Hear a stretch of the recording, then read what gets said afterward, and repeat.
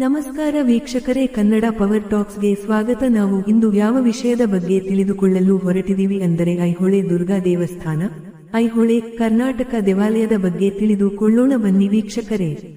ದೇವಾಲಯದ ಬಗ್ಗೆ ಹೇಳುವುದಾದರೆ, ನಂದಿನಿ ನದಿಯ ದಡದಲ್ಲಿರುವ ಐಹೊಳೆ ದುರ್ಗಾ ದೇವಸ್ಥಾನವು ಕರ್ನಾಟಕದ ದಕ್ಷಿಣ ಕನ್ನಡ ಜಿಲ್ಲೆಯ ಆಧ್ಯಾತ್ಮಿಕ ಶಕ್ತಿ ಕೇಂದ್ರವಾಗಿದೆ.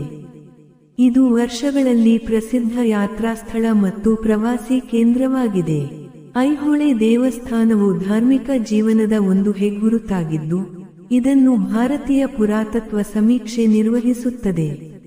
ಐಹೊಳೆ ದುರ್ಗಾ ದೇವಸ್ಥಾನವು ದ್ರಾವಿಡ ಮತ್ತು ನಾಗರ ವಾಸ್ತುಶಿಲ್ಪ ಶೈಲಿಯ ಮಿಶ್ರಣವನ್ನು ಪ್ರದರ್ಶಿಸುತ್ತದೆ. ಸುಂದರವಾದ ದೇವಾಲಯಗಳಿಂದಾಗಿ ಐಹೊಳೆಯನ್ನು ಹಿಂದೂ ಶಿಲಾ ವಾಸ್ತುಶಿಲ್ಪದ ತೊಟ್ಟಿಲು ಎಂದು ಕರೆಯಲಾಗುತ್ತದೆ. ತನ್ನ ತಂದೆಯ ಹತ್ಯೆಗೆ ಸೇಡು ತೀರಿಸಿಕೊಳ್ಳುವ ಪ್ರತಿಜ್ಞೆಯನ್ನು ಪೂರೈಸಿದ ನಂತರ ಪರಶುರಾಮನು ಮಲಪ್ರಭಾ ನದಿಗೆ ಇಳಿದು ತನ್ನ ರಕ್ತಸಿಕ್ತ ಕೈಗಳನ್ನು ಮತ್ತು ಕೊಡಲಿಯನ್ನು ತೊಳೆದನೆಂದು ನಂಬಲಾಗಿರುವುದರಿಂದ ಇದು ಒಂದು ಪ್ರಮುಖ ಸ್ಥಳವಾಗಿದೆ. ಕೊಡಲಿಯ ಮೇಲಿನ ರಕ್ತದಿಂದಾಗಿ ನದಿಯು ಕೆಂಪು ಬಣ್ಣಕ್ಕೆ ತಿರುಗಿತು. ಸ್ಥಳೀಯ ಮಹಿಳೆಯೊಬ್ಬರು ಕೆಂಪು ನೀರನ್ನು ನೋಡಿ ಅಯ್ಯೋ ಹೊಳೆ, ಓಹ್ ಇಲ್ಲ ರಕ್ತ ಎಂದು ಕೂಗಿದರು ಮತ್ತು ಆದ್ದರಿಂದ ಈ ಸ್ಥಳಕ್ಕೆ ಐಹೊಳೆ ಎಂಬ ಹೆಸರು ಬಂದಿತು. ಇನ್ನೊಂದು ಆವೃತ್ತಿಯ ಪ್ರಕಾರ ಐಹೊಳೆ ಎಂಬ ಹೆಸರು ಅಯ್ಯಹೊಳೆ ಅಥವಾ ವಿದ್ವಾಂಸರ ನಗರ, ಸಂಸ್ಕೃತದಲ್ಲಿ ಆರ್ಯಪುರ ಎಂಬ ಪದಗಳಿಂದ ಬಂದಿದೆ. ದಂತಕಥೆಯ ಪ್ರಕಾರ ಒಮ್ಮೆ ಈ ಸ್ಥಳದಲ್ಲಿ ತೀವ್ರ ಬರಗಾಲ ಬಂದಿತು. ಮಹಾನ್ ಋಷಿ ಜಬಾಲಿ ತನ್ನ ಜ್ಞಾನ ದೃಷ್ಟಿಯನ್ನು ಬಳಸಿ ರಾಕ್ಷಸ ಅರುಣಾಸುರನು ದೇವತೆಗಳ ವಿರುದ್ಧ ಸೇಡು ತೀರಿಸಿಕೊಳ್ಳಲು ಜನರನ್ನು ಎಲ್ಲಾ ಯಜ್ಞಗಳನ್ನು ನಿಲ್ಲಿಸುವಂತೆ ಮಾಡಿದನೆಂದು ಕಂಡುಕೊಂಡನು. ರಾಕ್ಷಸ ಅರುಣಾಸುರನು ಬ್ರಹ್ಮನಿಂದ ಯಾವುದೇ 2 ಕಾಲಿನ ಅಥವಾ 4 ಕಾಲಿನ ಜೀವಿ ಅಥವಾ ಯಾವುದೇ ಆಯುಧದಿಂದ ಸಾವು ಅನುಭವಿಸುವುದಿಲ್ಲ ಎಂದು ವರವನ್ನು ಪಡೆದನು. ಈ ಶಕ್ತಿಗಳನ್ನು ಪಡೆದ ನಂತರ ಅರುಣಾಸುರ ಸ್ವರ್ಗವನ್ನು ಗೆದ್ದನು.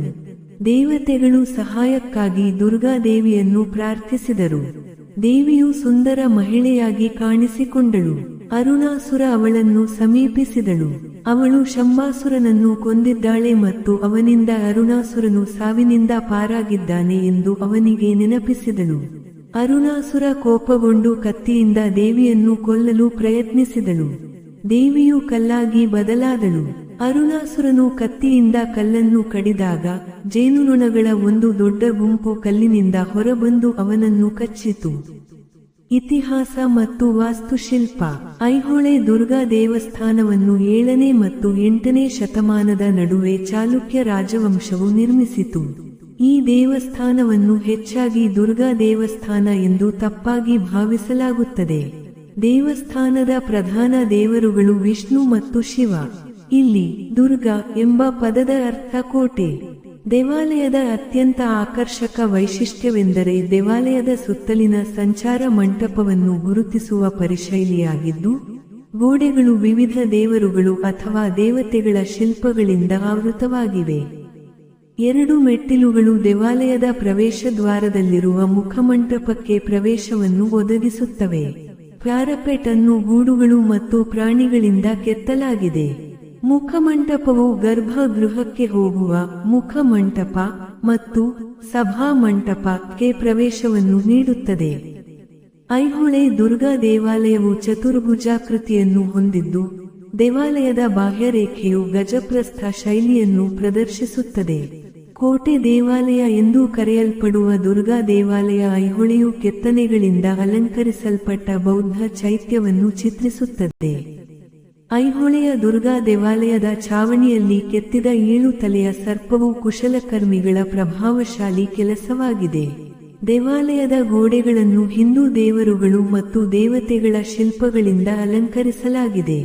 ದೇವಾಲಯದ ಆತ್ಮವು ಇರುವ ಗರ್ಭಗೃಹದೊಂದಿಗೆ ಹಲವಾರು ಕೊಠಡಿಗಳಿವೆ. ಎತ್ತರದ ಪೀಠ, ದೊಡ್ಡ ಗ್ಯಾಲರಿಗಳು ಮತ್ತು ಅಚ್ಚೊತ್ತಿದ ಅಧಿಷ್ಠಾನವು ದುರ್ಗಾ ದೇವಾಲಯದ ಲಕ್ಷಣಗಳಾಗಿವೆ. ನರಸಿಂಹ ದೇವರು, ಚಾಮುಂಡಿ ದೇವತೆ ಮತ್ತು ಶಿವನ ಶಿಲ್ಪಗಳು ದುರ್ಗಾ ದೇವಾಲಯದ ಇತರ ಆಕರ್ಷಣೆಗಳಾಗಿವೆ. ದೇವಾಲಯ ವಾಸ್ತುಶಿಲ್ಪ. ಭೇಟಿ ನೀಡಲು ಉತ್ತಮ ಸಮಯ. ಐಹೊಳೆಯ ಶ್ರೀಮಂತ ಇತಿಹಾಸ ಮತ್ತು ವಾಸ್ತುಶಿಲ್ಪದ ವೈಶಿಷ್ಟ್ಯಗಳಿಂದಾಗಿ ದುರ್ಗಾ ದೇವಾಲಯವು ಪ್ರವಾಸಿ ತಾಣವಾಗಿದೆ. ಚಳಿಗಾಲದ ಅವಧಿ ಅಕ್ಟೋಬರ್, ಜನವರಿ ದೇವಾಲಯಕ್ಕೆ ಭೇಟಿ ನೀಡಲು ಉತ್ತಮ ಸಮಯ.